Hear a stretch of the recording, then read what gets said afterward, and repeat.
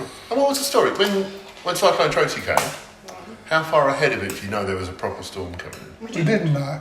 We didn't have television. It had only been in Tennant Creek 6 weeks. We didn't know at all. And we heard something was coming because Christmas Day we'd gone out to one of the mines with Ron with Kay and things like that.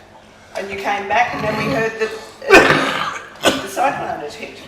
But it was still, the communications were terrible. You just you didn't know and things like that. And then someone started rounding up and sort of said, oh, you know, we'll have a meeting to see if you can do something. And then I think I started in the kitchen at the big hall and things. I used to say to Jodie, I can't remember what I did with you two.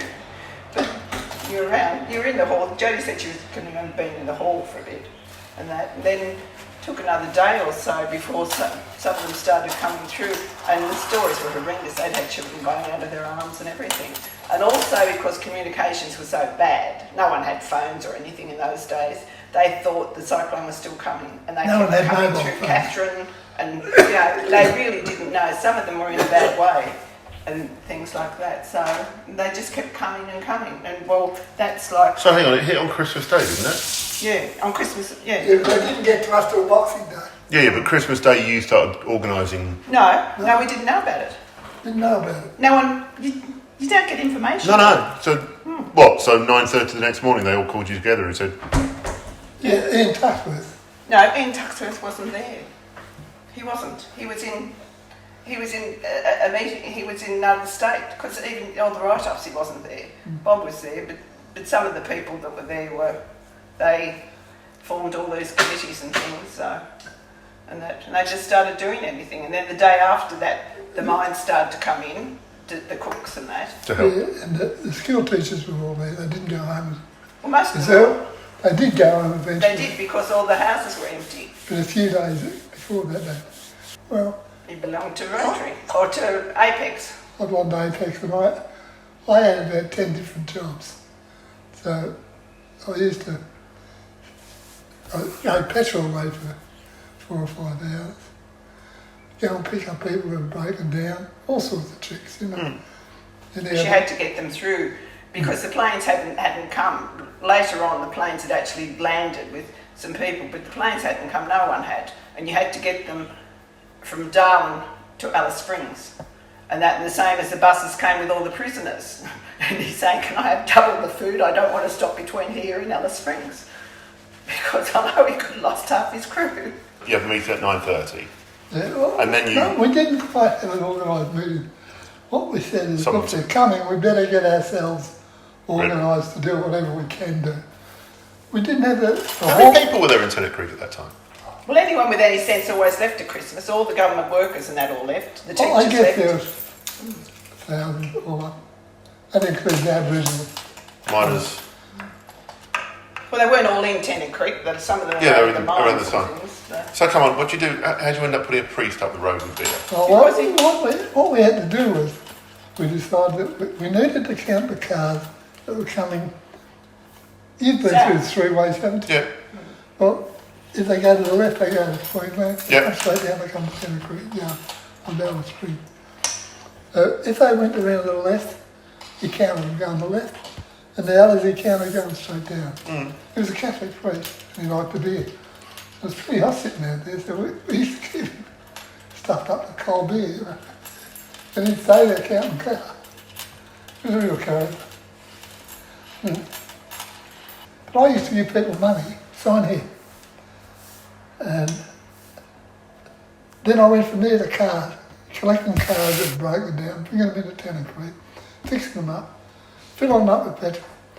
Then there was always people that didn't have any transport. So you used to get 2 young blokes who didn't have transport, put them in the car, and we didn't have a lot of them, but we had quite a few people who were handicapped. Yeah. And so we said, now the deal is this, you sign here, show me your license.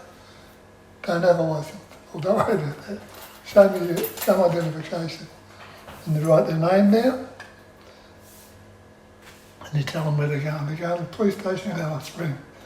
And when you get there, the policeman will want to see you and the car and the passengers.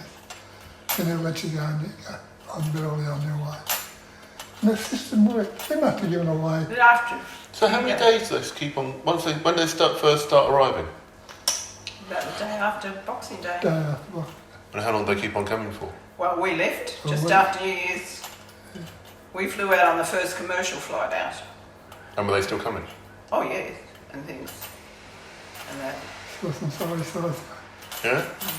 But then, supposedly, the government had come in by then and things like that. Yeah, that clown, that... So were they sleeping in the halls and the houses? Some of the halls and things. Well, but they opened a lot of the houses Yeah. that the teachers and that all had. The Company Women's Association, CWA, they owned a bit of tour in Tennant Creek.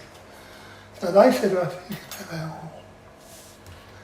We didn't have a telephone on it. It's really funny because we said, how are we going to work this? Well, people won't know whether their children are alive, dead, whatever. Well, how are we going to find out? You had a telephone exchange. And the telephone exchange, instead of like we did, I'll fix that. An hour later we had a telephone. We could dial anywhere in Australia. No problem. No charge. There you go. Anyhow, they used to come in, and I had that, that's another job I had that I didn't want. And you'd say to the young guys, hey, what's your name? Billy Smith. They'd tell you the real name. Where are you from? I'm from Perth. How long have you been in Darwin? A few months.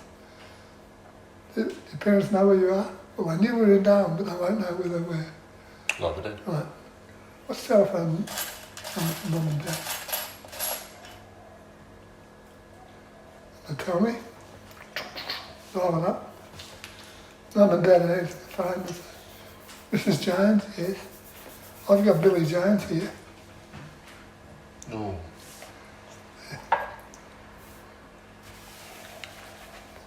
Billy Jones would start crying. Mum would start crying. And I'd start crying. So we did that. Then got to New Year's Eve. We said, oh, we need a party. A light plate. So we went down to the RSL club, the 2 hotels in town, to book. We need a party. I walked over there, cut them with ale and drink some glasses and I went, help yourself.